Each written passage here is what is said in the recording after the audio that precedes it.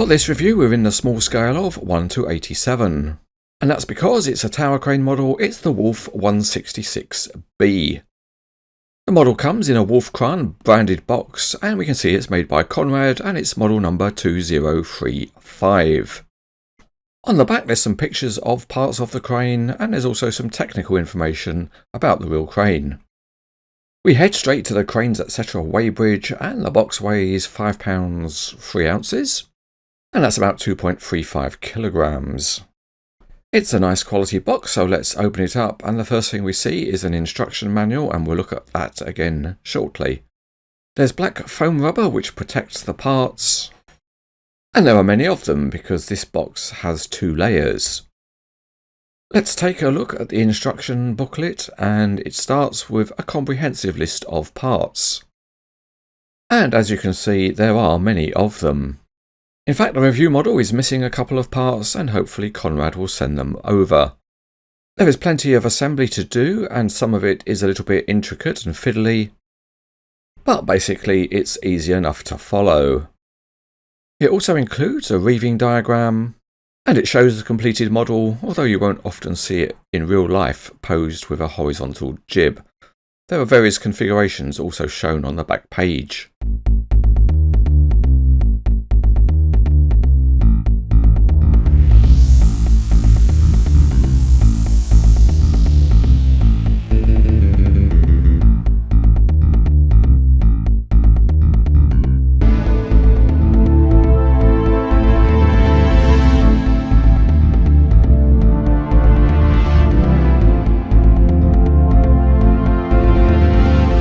Assembly starts with making the city portal.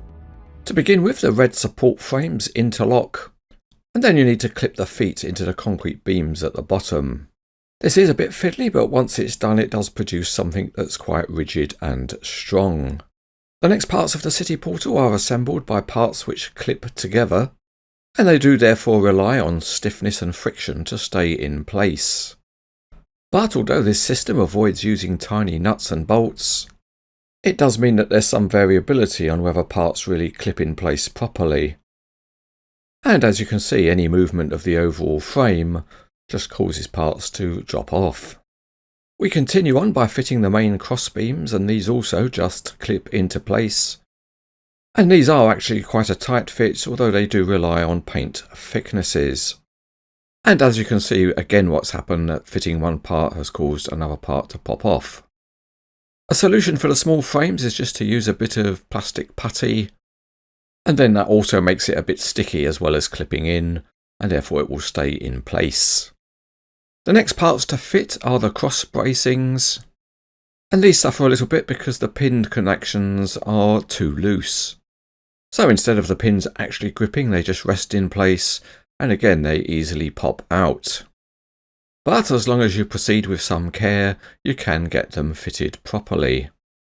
The lower beam is also a friction clip fit. There are 4 plastic work platforms which fit into the underside of the main cross beams, and although they're not a tight fit, they stay in place reasonably well. The access ladder assembly is made up of many parts which you have to pre-connect, and then you position it in place prior to adding on the tower sections. It is just loosely positioned, and then you can insert the first of the tower sections. All of the tower connections are made by using tiny plastic bolts, but in reality they're actually too small and they distort easily when you try to press them in place. With the first tower section installed, we can complete the city portal by installing the ballast blocks. The first 2 drop onto stubs which stick up from the portal frame, and the second 2 get rested in place and then pinned onto the first 2. At this point it's worth pointing out the instruction manual is in the wrong order. Instead of the steps being 5, 6, 7, 8, it should be 5, 7, 8, 6. One very good thing about a model like this is that you can use the parts as transport loads, and you can also display the model in various stages of erection.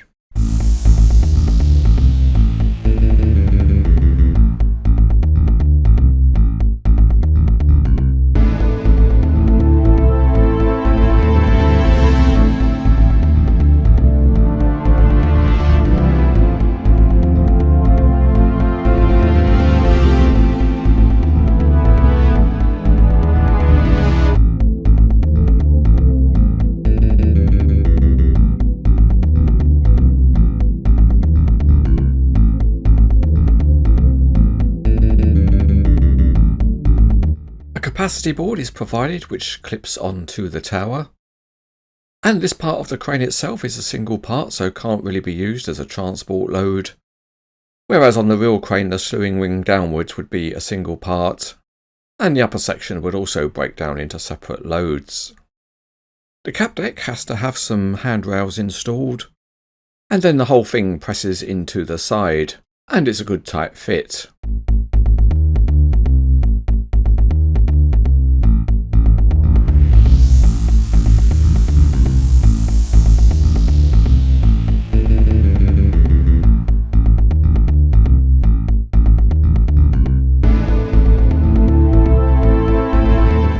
Just like other parts, the winch has got some handrails that have to be fitted, and although the fit isn't tight, it's enough to normally stay in place.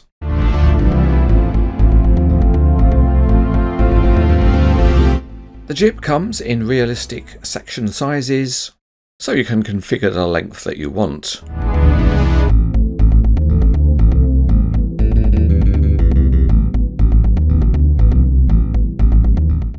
At the jib tip, a plastic basket gets fitted, and that's to allow a rigger to reeve up the hook.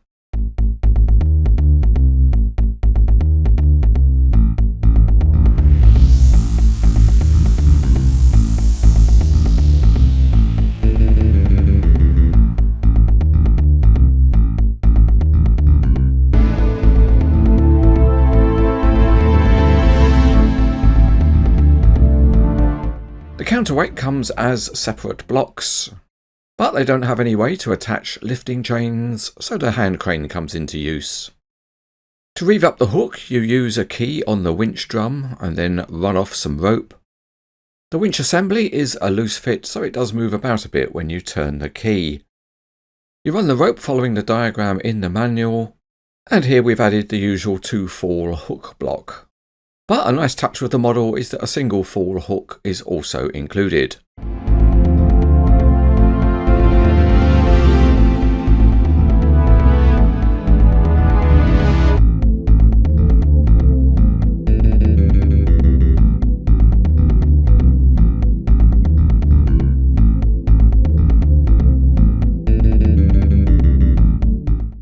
Let's have a close look at some of the detailing, which is very good considering this is in 1:87 scale. The cross ties are plastic but with an excellent colour match, and the grey parts are also in a slightly rougher greyed plastic. The solid blocks have Wolff graphics. The tower ladders and platforms are modelled, and the printing on the capacity board is very sharp. There's a nicely shaped reducer section within the tower. The slewing motor is modelled, and the review model is missing a ladder at the back of the cab deck. All of the handrails on the model are thin plastic. This crane has a hydraulic ram for luffing and it's modelled very well. The counter jib looks good and there's a very good mesh walkway, and it adds to a realistic appearance. The winch has got very good quality rope, and there's a hole in the handrail to facilitate the winch key. Some of the jib sections also have a mesh walkway, and there's a Wolff signboard. The sheaves on the model are metal. The cab has got some really nice detailing considering the scale, and that includes windscreen wipers. One thing Conrad is excellent at is producing the triangulated lattice sections, and his castings are really good with no apparent joins. The hooks are metal parts, but the lifting chain shown here is not part of the model.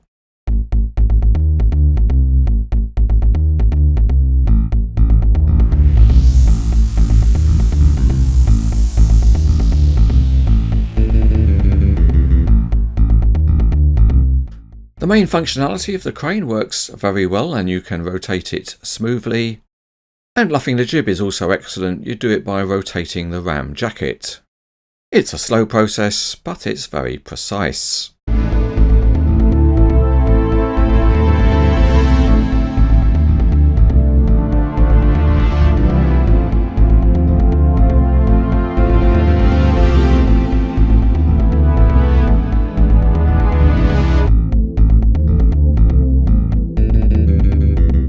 Included with the model is a Wolff Kran load plate.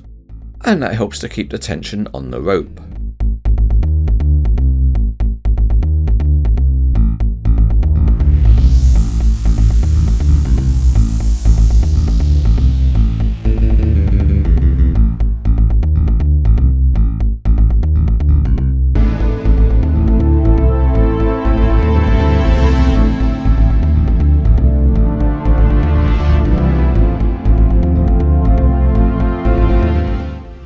Let's do a dim check on the crane as configured here, and it reaches a height of around 47 inches, and that's 120 centimeters.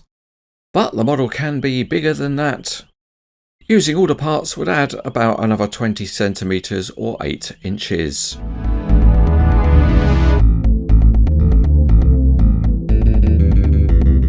Conrad has a very strong reputation for its tower crane models, and this is a great looking model of the Wolff 166B. There's some very nice detailing considering its 1:87 scale, and although some of the assembly techniques can be a little frustrating, there's no doubt that the overall look of the model is very impressive. So overall, if you want a great looking tower crane, this model is excellent.